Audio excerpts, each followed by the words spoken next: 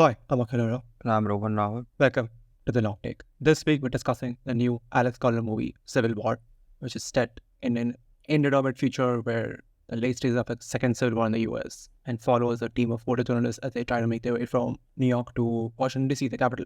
What do you make of this movie, Rohan? I had a really good time with this movie. I thought it was more entertaining than I would have imagined. I thought it was going to be more heavy, but then it's actually like a Alex Garland's version of what a masala movie could be. Yeah. I feel like it's the thrilling parts of it, like, scene to scene of like, this is what the team is in now and this is how they're going to survive, what they're going through. Though that stuff is handled better in terms of than like, the commentary side of it. Yeah. I don't even know if there is an attempt to insert any sort of commentary, right? Because we're thrust in this situation. We aren't really told why anything is happening. Yeah. And we're left to kind of fill in the blanks that, oh, obviously this must have, Yeah, it's always like extrapolation, right? Like you have to like this is where the country is today, or this is where the world is today. You just extrapolate like at this what they must be going through, and which is like sort of like in a way like it doesn't really matter, like which is personified in that scene, right? Like not personified, but like sort of summarized in that scene where like that far away sniper is trying to shoot at them in the middle of that Christmas whatever leftover, and they're like, we just like, there's just two sides. You just try to survive. There's no like which side we on, which side they are. Yeah, and I also like another reason for this vagueness could also be that, you don't want to make it too American because versions of the same thing are happening in different countries around the world, and the less and led by America. Yeah, in a way. I mean, yahan ka toh I don't know what America has to do with what's happening in our country. No, it's meant like, like the US has like sort of created these divisions across the world, right? Like you could take like Iraq or whatever, Afghanistan, like it's always been like war's always been like something that's happened continents away from them. So it's almost like I think Garland is trying to sort of bring that to the US of like, oh, this is what like people go through when like stuff happens in a country. Sure, and how stories about war are consumed by the Western civilization. So the way that this movie is made, it could have been set in like whatever Somalia and it would look the same. But now it's kind of like, I guess, putting a mirror to American society कि ये देखो तुम्हारे घर में भी हो सकता है.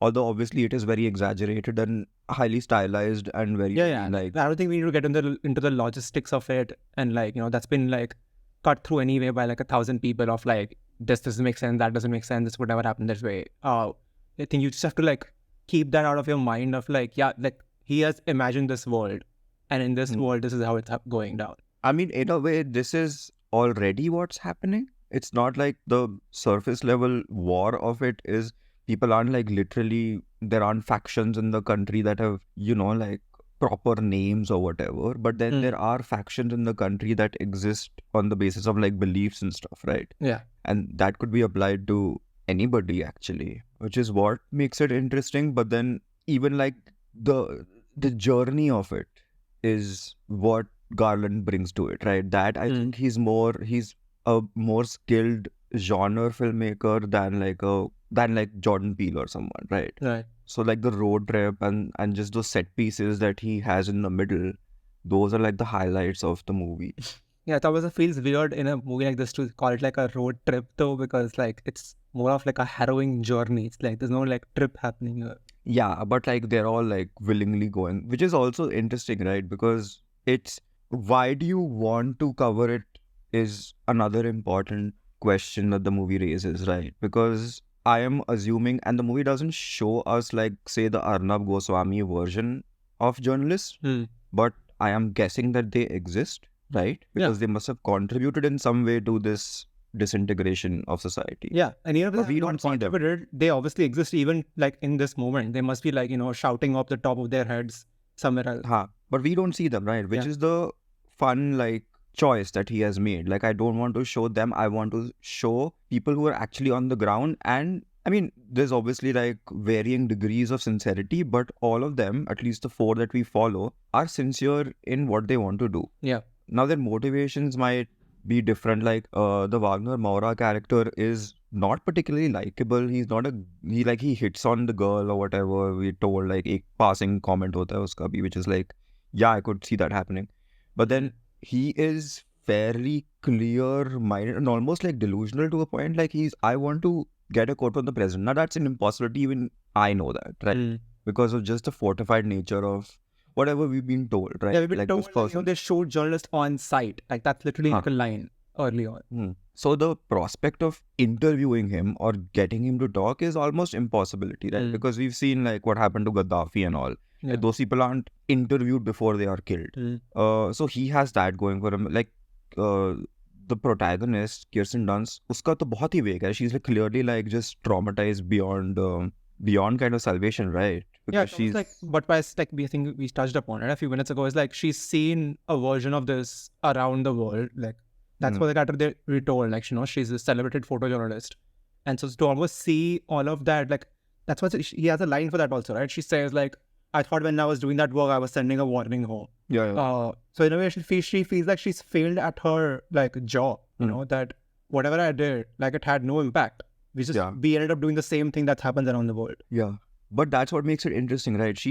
There's no explanation for why she continues to do what she does, right? It's almost like instinctive for her. Instinctive, and like, as the elder character says, it's almost like existential. Like, you know, she's like, like, what else would she do in this time of like her life now? Yeah. And which is, we get like, it's so nicely done when that opening scene, right? Where the bomb blast happens, where we learn everything we need to know about these people, at least two of them. Yeah. Where she doesn't like really think twice before pulling her camera out and just like... Yeah, 10 seconds after like a bomb blast has happened, she's like photographing everything. It's almost like super desensitized, you know, you have to be. Super desensitized.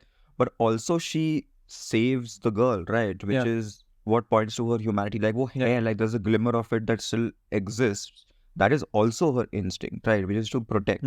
Which she kind of does throughout the movie, right? She's very concerned about this young girl because she sees herself in... Yeah, which is why like, it ends the way it ends. Although the way it's like filmed and like done, I felt it was a little too cold for me. No, but I think that's the point, right? That's the Garland coming out also. I understand like this is how Garland would do it. It's just like, I felt like the given Kirsten Dunst is the protagonist of your movie, to like her just have the body fall and like the movie just proceeds as if like nothing happened, and like no acknowledgement after or before, and just like, the end. Like, the movie ends 2 minutes after that.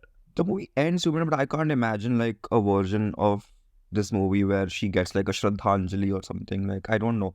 Or I think the point that the movie is trying to make in those final moments is that Kirsten Dunst's character throughout that final like skirmish, that kind of insurrection sequence, is rattled, right? She cannot function. So what she used to do earlier, which was to instinctively just grab the camera and photograph, she doesn't do it, right? She's barely like...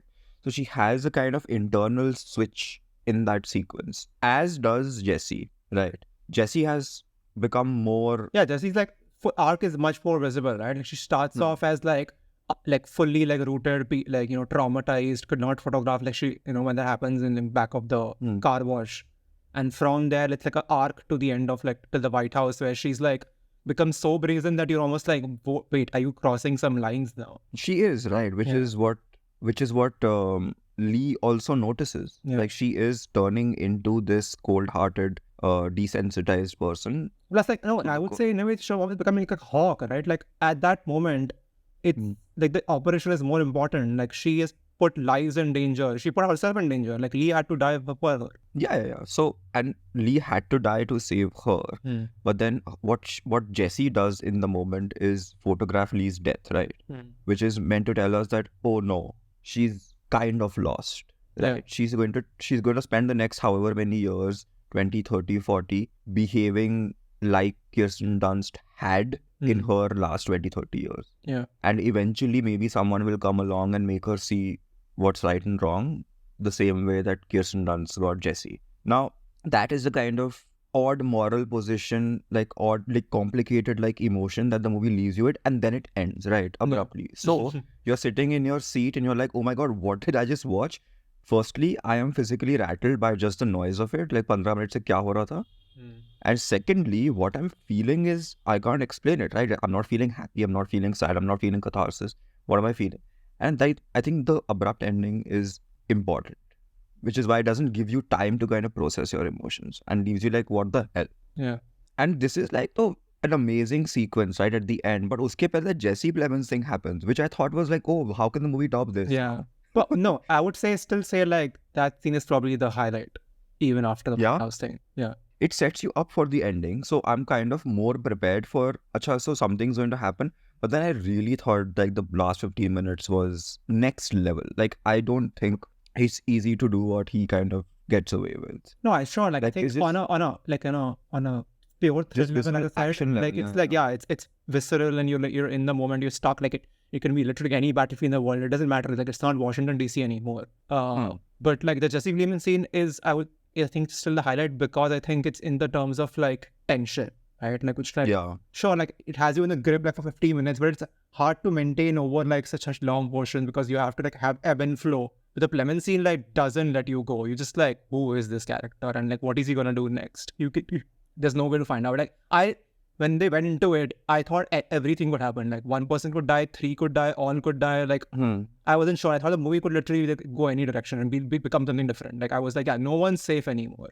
Which like which is not like true in so many action movies, right? That we know the hero's gonna survive somehow. Like they're gonna make it somehow. And in that scene, I was like, not sure at all. He brings that unpredictability, right? Whenever he pops into the screen, like even Killers of the Flower Moon, like you don't know what that person is going to do when he like shows up knocking at the door, right? Like kuch bhi ho sakta. Except he's in the good side there, I think. He's in the good side there. Yeah. But like still, like there is that level of like, ooh, what's this guy going to do? Yeah. Right? And plus the extra menace, right? Of just those red transparent glasses is adding an extra dimension to the character. He's just unhinged, right? Without the glasses, he would be like 5% less unhinged. Yeah. Even if he did the exact same thing. Exactly. But here, it's so this scene is a great example of what Garland is able to do, right? He's not particularly a sentimental guy, right? We know that. We've seen his movies. But here, and the movie, this Civil War as a whole, you could sense that the sentimentality is kind of creeping in, right? Which is very, very unusual. Like just the arc of Jesse and Lee that we've spoken about. Just like it feels like a love letter to a journalist from the start. Yeah, there is a kind of a hopefulness in the movie, which is very unexpected. But this scene that you're talking about, Jesse Plemons scene, this is like full like old school Hollywood. No, the opposite, right? There is menace. There is menace, which we expect from him. Like he's made like Annihilation, this hopeless movie.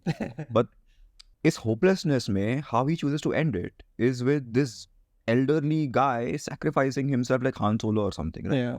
Which is where the sentiment, this is not a Garland move. Like I wouldn't have expected that. Yeah. Which is like, it tells you, right? Like why has the character been hanging around? Like you know, because the entire time they've been complaining, you know, he's like basically like he's gonna get himself killed. But like he gets himself killed, but like by doing like something beyond his means. That's your heroism, right? And he drives like Tom Cruise or someone, like God. But anyway, the what also the scene does is it breaks Jesse, right? Like Jesse breaks after this scene. As does Joel, but we don't really follow him. We follow our emotional attachment is more with the girl. So iske baad to she's gone, right? She's like, oh my God, what have I just witnessed? I'm broken. And which is why she turns into more of a I don't want to say vulture because she hasn't reached that point, but she is kind of. But you can sense that she's on that path. Yeah. Which is what he wants you to think. Like she's still evolving, but she's going in the maybe not the correct direction.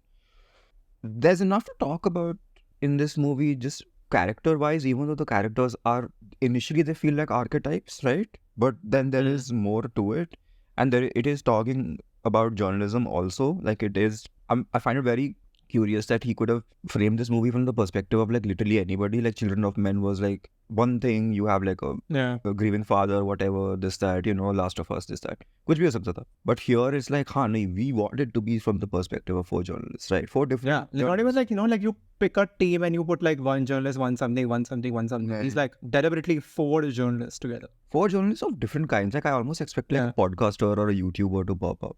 But there is like a Vice type person also who shows up, right? Beach mein when they reach Charlottesville, like for one scene, who's like embedded with the rebel, whatever Western faction. I don't know.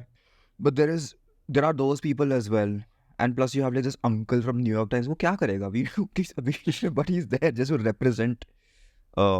He's represent the old guard basically that is still like hanging on. Because like Wagner Moura's character makes a joke, right? Early on, he's like, "Oh, you're still alive, New York Times." Whatever's left of the New York Times, he says. Yeah. Which is very Trumpy. I think there are a couple of more Trumpy kind of references which I passing. There are, but I feel like it also doesn't go too far, right? Like it could have easily made Nick Offerman's like character completely like Trump if they wanted to. But he holds back their Garland. Like I think he wants to ensure that, that this could also happen under like any president, not just some crazy. No, but the scary thing is that I'm guessing that Nick Offerman's character was Trump adjacent, even though we don't really get a sense of the mannerisms or any of that. But then he was like an insane person, right? We get that idea. Now, what Trump incited in real life, which is the insurrection, right? Those people were the villains. Yeah. But here, the people who are carrying out the insurrection are the heroes, in a way. Because they're toppling. Yeah, the hero in a way, depending on like what side you're on, right? Because like, the movie never really explains. Because like that's how you get into the thorny stuff of it. Like no, but we know, for instance, that the president is not nice, right? He's been shooting his own people, bombing his own country. Journalists को मार दिया है, 14 महीने से interview नहीं किया है. You know, the country is at war literally. So we know he's not a nice person. So the people who are fighting him by default must be quote unquote the heroes. Which is the interesting But like thing. also like it ensures like, that it's not completely like good versus evil thing. Correct. Like again, like Wagner Moore Statter is given that thing. Like he says that, oh, you really expect like Texas and California to get along after they're done. Like they're gonna start like, infighting after they kill the president. That photograph right at the end, right? There are photographs kind of like just peppered throughout the movie, right? The photograph that Jesse kind of takes. But then also like the end credits unfold over a photograph that is like, I don't know, developing before our eyes. But that photograph itself is kind of scary, right? So if you, like me, have sat through the end credits because you were too rattled to get up, then you have watched what that photograph contains, which is like people gleefully smiling. Yeah.